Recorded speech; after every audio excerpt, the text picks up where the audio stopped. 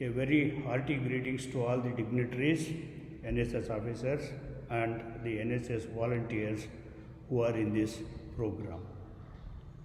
I am to discuss certain of the things about the responsibility of youth vis-a-vis the human rights. As NSS volunteers, we have committed ourselves to the cause of service. Serving people, serving society is not only a duty, it is a privilege, and we should effectively use this privilege. Between an NSS volunteer of a general education and an NSS volunteer of a legal education, there should be some marked difference. As students of law, we can better serve the society, and especially with some special awareness about the human rights and their enforcement machinery, we can help those people who are in need of this literacy and in need of these services.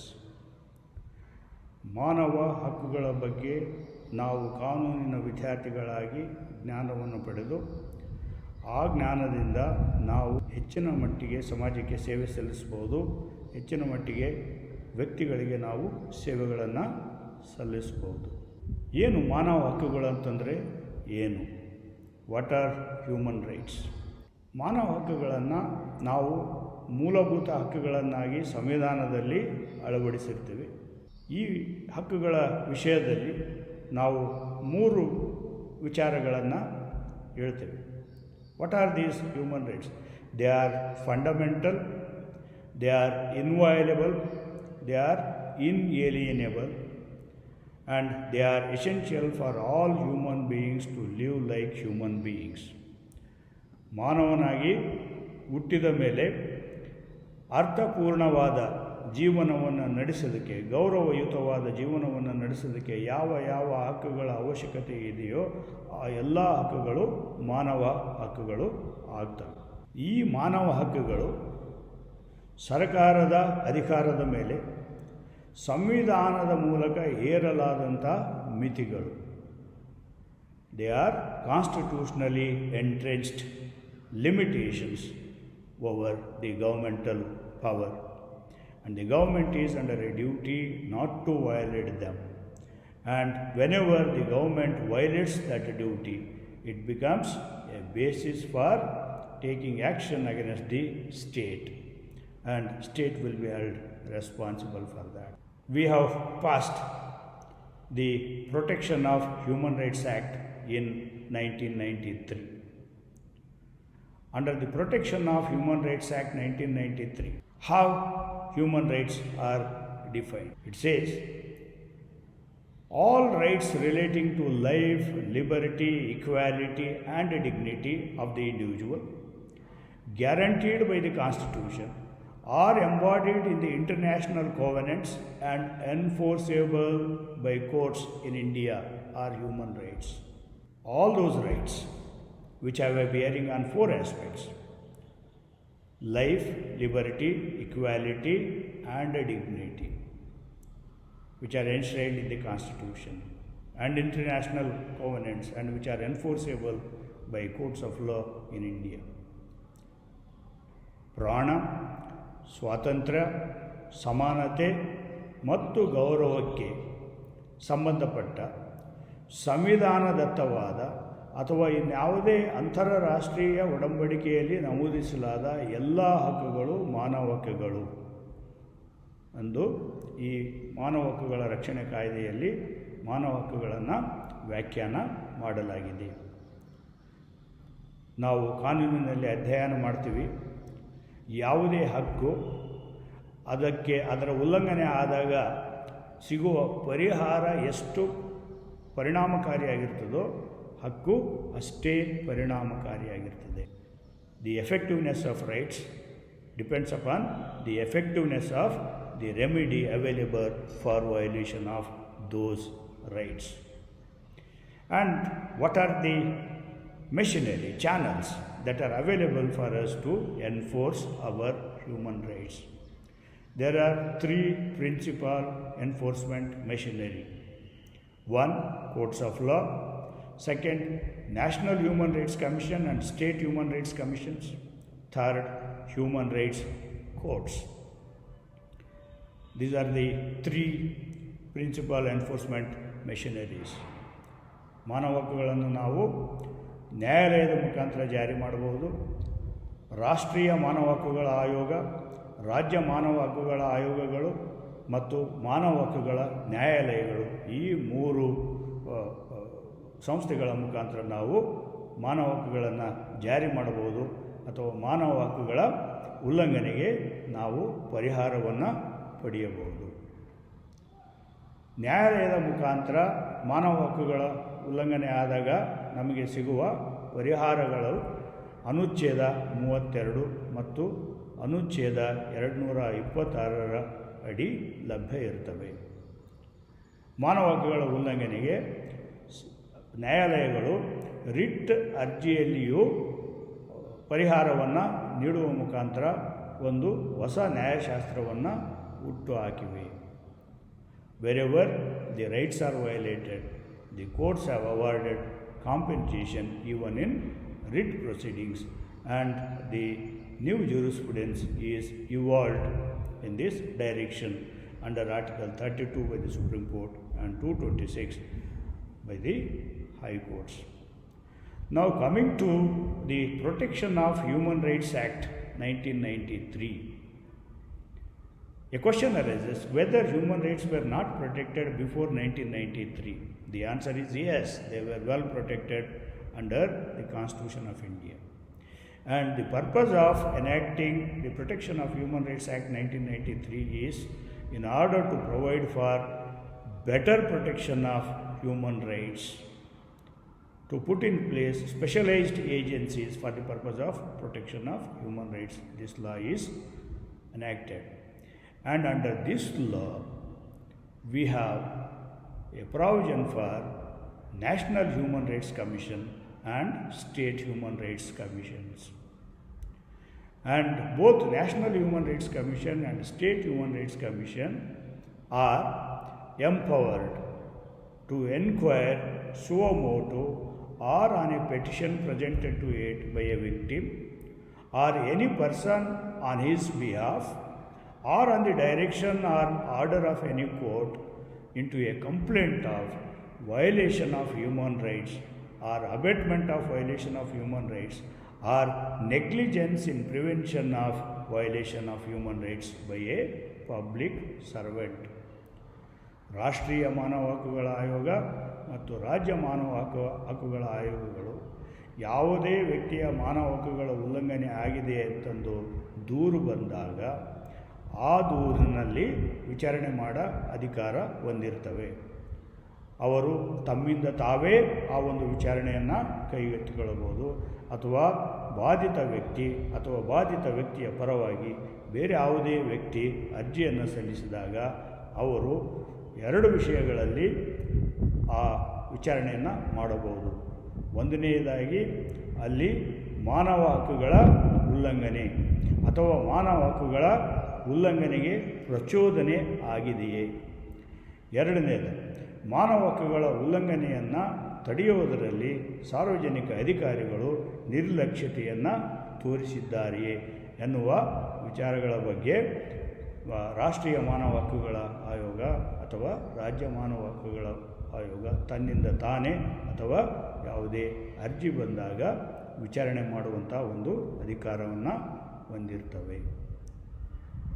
ಆ ವಿಚಾರಣೆಯಲ್ಲಿ ಮಾನವ ಹಕ್ಕುಗಳ ಉಲ್ಲಂಘನೆ ಆಗಿದೆ ಎಂದು ಕಂಡುಬಂದಲ್ಲಿ ಅಥವಾ ಮಾನವ ಹಕ್ಕುಗಳ ಉಲ್ಲಂಘನೆಗೆ ಪ್ರಚೋದನೆ ಸಿಕ್ಕಿದೆ ಅಥವಾ ಮಾನವ ಹಕ್ಕುಗಳ ಉಲ್ಲಂಘನೆಯನ್ನು ತಡೆಯುವುದರಲ್ಲಿ ಸಾರ್ವಜನಿಕ ಅಧಿಕಾರಿ ನಿರ್ಲಕ್ಷ್ಯತೆಯನ್ನು ತೋರಿದ್ದಾರೆ ಎಂದು ಕಂಡುಬಂದಾಗ ಮಾನವ ಹಕ್ಕುಗಳ ಆಯೋಗಗಳು ಸಂಬಂಧಪಟ್ಟ ಸರ್ಕಾರಕ್ಕೆ ಕೆಲವೊಂದು ಶಿಫಾರಸುಗಳನ್ನು ಮಾಡುವ ಅಧಿಕಾರವನ್ನು ಹೊಂದಿರ್ತವೆ. ಯಾವ ಯಾವ ವಿಚಾರದಲ್ಲಿ ಅವರು ಶಿಫಾರಸುಗಳನ್ನು ಮಾಡಬಹುದು? The state human rights commission, National Human Rights Commission can make recommendations to the concerned government to make payment of compensation or damages to the complainant or the victim or the members of his family as the Commission may think to be necessary. It may recommend payment of compensation. It may recommend initiation of proceedings for prosecution or such other action as the Commission deems fit against the concerned public authority, public person or persons.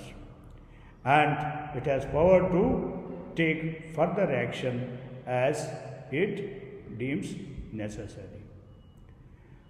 The Human Rights Commission itself may approach the Supreme Court or the High Court for appropriate orders, directions, or it itself can go to the court.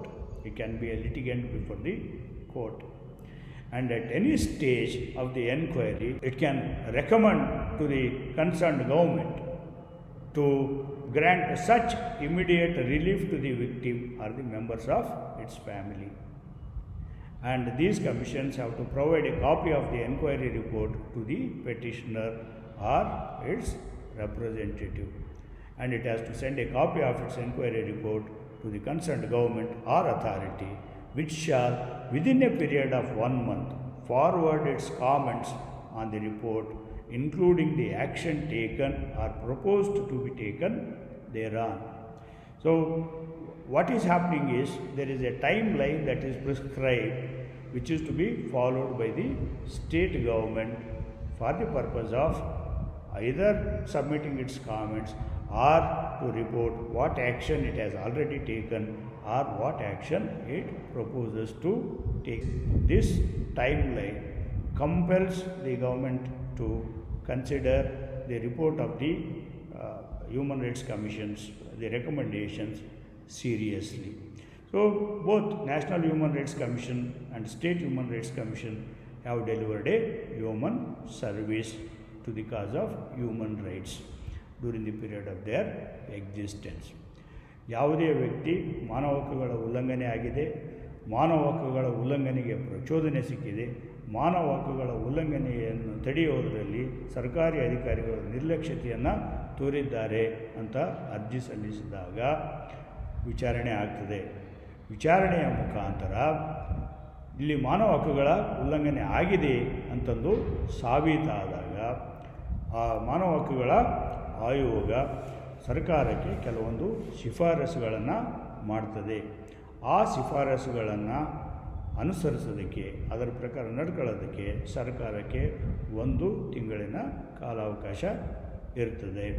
ಆ 1 ತಿಂಗಳಲ್ಲಿ ಸರ್ಕಾರದವರು ತಾವು ಏನು ಕ್ರಮವನ್ನು ಜರುಗಿಸಿದ್ದಾರೆ ಅಥವಾ ಯಾವ ಕ್ರಮವನ್ನು ಜರುಗಿಸೋದಕ್ಕೆ ಆಯೋಜಿಸಿದ್ದಾರೆ ಅನ್ನುವ ವಿಚಾರವನ್ನು ಅವರು ವರದಿ ಮಾಡಬೇಕು. ಇನ್ನು ಮಾನವ ಹಕ್ಕುಗಳ ನ್ಯಾಯಾಲಯಗಳು, ಮಾನವ ಹಕ್ಕುಗಳ ರಕ್ಷಣೆ ಕಾಯ್ದೆ ಕಲಂ 30 ಅಡಿಯಲ್ಲಿ ಮಾನವ ಹಕ್ಕುಗಳ ನ್ಯಾಯಾಲಯಗಳನ್ನು ಸ್ಥಾಪಿಸೋದಕ್ಕೆ ಒಂದು ಉಪಬಂಧ ಇರ್ತದೆ. Human rights courts can be established for the purpose of providing speedy trial of offences arising out of violation of human rights. The state government may, with the concurrence of the Chief Justice of the High Court concerned, by notification, specify for each district a court of sessions to be a human rights court to try said offences. So, there can be human rights courts constituted to try those offences which arise out of violation of human rights. These courts are to be designated by issuing a notification by the concerned government in consultation with the Chief Justice of the concerned state. ಮಾನವ ಹಕ್ಕುಗಳ ಉಲ್ಲಂಘನೆಯಿಂದ ಸಂಭವಿಸಬಹುದಾದ ಅಪರಾಧಗಳನ್ನು ವಿಚಾರ ಮಾಡೋದಕ್ಕೋಸ್ಕರ section 30 ಅಡಿ ವಿಶೇಷವಾದ ಮಾನವ ಹಕ್ಕುಗಳ ನ್ಯಾಯಾಲಯಗಳನ್ನು ಸ್ಥಾಪಿಸೋದಕ್ಕೆ ನಿಯಮ ಮಾಡಲಾಗಿದೆ. ಈ ಮಾನವ ಹಕ್ಕುಗಳ ನ್ಯಾಯಾಲಯಗಳು ಕೆಲವೊಂದು ಅಪರಾಧಗಳನ್ನು ತ್ವರಿತಗತಿಯಲ್ಲಿ ವಿಚಾರಣೆ ಮಾಡುವ ಒಂದು ನಿಯಮ ಇದರಲ್ಲಿ ಇರುತ್ತದೆ. there are two requirements for an offence to go before the human rights courts. First, there should be an offence, and second, it should have arisen out of violation of human rights. So, all these offences arising out of violation of human rights will be tried by the human rights courts. In this direction, Karnataka is the pioneer, and Karnataka has done an experiment for the first time in this country, which is not done in any other states. Karnataka is the first state to designate the principal district and sessions judge as the Human Rights Court way back in 2004. In 2006, the government of Karnataka has notified the Karnataka State Human Rights Court's rules 2006, and these rules have come into force from 25th January 2006. They are notified in the Gazette of Karnataka. So that is to the credit of Karnataka government that it has constituted human rights courts for the first time in the country, and it has framed rules also for the purpose of trial of the offences involving violation of human rights. As per these rules, who can file a complaint? The victim, his legal representatives, or a registered non-governmental organization or a public-spirited person may file a complaint. An NGO or a public person can file complaint only after obtaining the consent of the concerned victim on an affidavit. And these complaints can be filed only against the public servants. Human rights can be violated only by the public servant, not by the private individual. These complaints will be made to the district court. What is the procedure after the receipt of the complaint? After receiving the complaint, the court will conduct its own inquiry, or it may order an investigation into the offence by a police officer of the rank not below that of the superintendent of police. And the superintendent of police has to complete the investigation within 15 days. And if not possible, he has to report what is the progress made and seek an extension of time, and then submit the report. If the police officer submits a report to the effect that no offence is committed, the court will issue a notice to the concerned complainant saying that the police has said that there is no offence committed. If you have any evidence to prove that the offence is in fact committed, you please come to the court, and the court will look into the matter. And these offences before the human rights courts are to be conducted on day-to-day basis expeditiously, and the judgments are to be delivered. And if the accused is facing different trials in different courts, on priority, that person is to be produced before the human rights court so that he can stand the trial. Okay, that is the efficient machinery that is put by the Karnataka government by establishing human rights courts.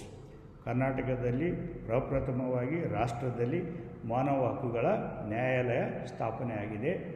ಇಲ್ಲಿ ಯಾವುದೇ ವ್ಯಕ್ತಿ ತನ್ನ ಮಾನವ ಹಕ್ಕುಗಳ ಉಲ್ಲಂಘನೆ ಆಗಿದೆ ಅಂದಾಗ, ಅಥವಾ ಅವನ ಪರವಾಗಿ ಬೇರೆ ಯಾರೋ ವ್ಯಕ್ತಿಗಳು ಅಥವಾ ಸಾರ್ವಜನಿಕ ಹಿತರಕ್ಷಣೆಗೆ ಹೋರಾಡುವ ವ್ಯಕ್ತಿಗಳು ಅಥವಾ ಸರ್ಕಾರೇತರ ಸಂಸ್ಥೆಗಳು ಫಿರ್ಯಾದಿಯನ್ನು ನೀಡಬಹುದು. ಎಲ್ಲಿ ಈ ಫಿರ್ಯಾದಿಯನ್ನು ನೀಡಬಹುದು ಅಂತಂದರೆ, ಇದನ್ನು ನೇರವಾಗಿ ನ್ಯಾಯಾಲಯಕ್ಕೆ ಫಿರ್ಯಾದಿಯನ್ನು ನೀಡಬೇಕು. ಆಗ ನ್ಯಾಯಾಲಯ ತನ್ನದೇ ಆದ ವಿಚಾರಣೆ ಮಾಡ್ತದೆ, ಅಥವಾ ಒಬ್ಬ ಸೂಪರಿಂಟೆಂಡೆಂಟ್ ಆಫ್ ಪೊಲೀಸ್ ಶ್ರೇಣಿಯ ಅಧಿಕಾರಿಯಿಂದ ವಿಚಾರಣೆಯನ್ನು ಮಾಡಿಸಿ ಮಾನವ ಹಕ್ಕುಗಳ ಉಲ್ಲಂಘನೆ ಆಗಿದ್ದರೆ ಅಲ್ಲಿ ಪರಿಹಾರ ನೀಡುವಂಥ ಒಂದು ವ್ಯವಸ್ಥೆ, ಆ ವ್ಯಕ್ತಿಗೆ ಶಿಕ್ಷೆಯನ್ನು ನೀಡುವಂಥ ವ್ಯವಸ್ಥೆ ಕರ್ನಾಟಕದಲ್ಲಿ ಸರ್ಕಾರ ಮಾಡಿದೆ. ಈ ರೀತಿಯಾಗಿ ವಿವಿಧ ಜಾರಿಯ ಕ್ರಮಗಳು ಮಾನವ ಹಕ್ಕುಗಳ ರಕ್ಷಣೆಗೆ ಲಭ್ಯವಿದ್ದು, ಈ ಬಗ್ಗೆ ಮಾಹಿತಿಯನ್ನು ತಾವೆಲ್ಲ ಸಾರ್ವಜನಿಕರಲ್ಲಿ ಹಂಚಿಕೊಂಡಾಗ ನಾವು ಕಾನೂನಿನ ವಿದ್ಯಾರ್ಥಿಗಳಾಗಿ ಮಾನವ ಹಕ್ಕುಗಳಿಗೆ ಸೇವೆ ಸಲ್ಲಿಸಿದಂತೆ ಆಗ್ತದೆ ಅನ್ನೋದು ನನ್ನ ಭಾವನೆ. ಇಂಥ ಒಂದು ಅವಕಾಶವನ್ನು ನೀಡಿದ ತಮ್ಮೆಲ್ಲರಿಗೂ ಧನ್ಯವಾದಗಳು. ನಮಸ್ಕಾರ.